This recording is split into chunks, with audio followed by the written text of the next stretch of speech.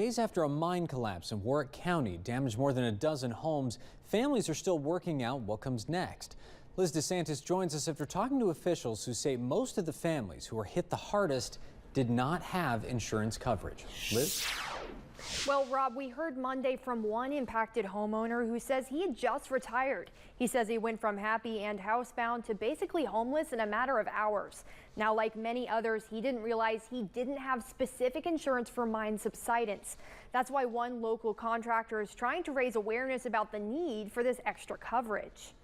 Almost a week ago, Tara Norman was startled by the sound of a boom ringing through her neighborhood. I thought someone slammed the back door and there was nobody back there. And then it's just been a rapid increase of damage since then. It would be 2 more days before she learned that the sound was a mine collapsing beneath her feet. The stairs are even leaning.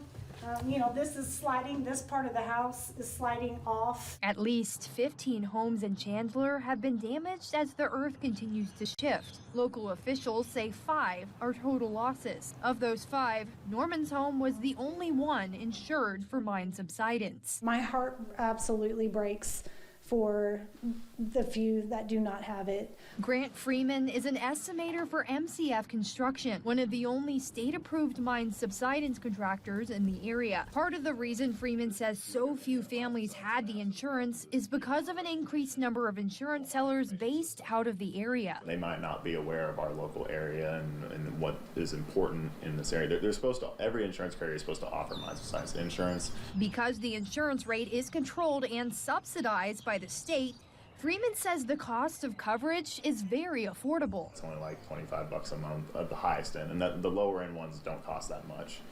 And you're protecting yourself from a total loss, basically. You can check if your home might need the extra coverage by visiting the Department of Natural Resources Coal Mine Information System website. If you zoom in on Evansville and Newburgh and kind of correlate that with where you live, you can tell kind of easily. He says if your home is within about a quarter mile of a mine, you should make sure you are covered immediately. Hopefully you never have to use it, but if you do, what a blessing.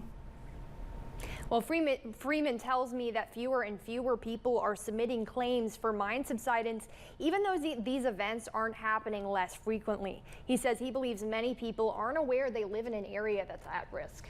We saw there in that map, seems like there are a lot of areas that could be affected by this. Do we have a sense as to why coverage isn't more common? Well, part of the reason Freeman says is because of these out-of-town insurance sellers just not being able to provide good recommendations to family based off local area. But he also says that there's been a steep drop-off in claims specifically after the pandemic. A lot of young families moving to the area. And he says he believes neighbors aren't communicating with each other anymore and telling these new out-of-towners that they might be at risk potentially. Yeah, it's a good thing to be aware of. Thank you, Liz.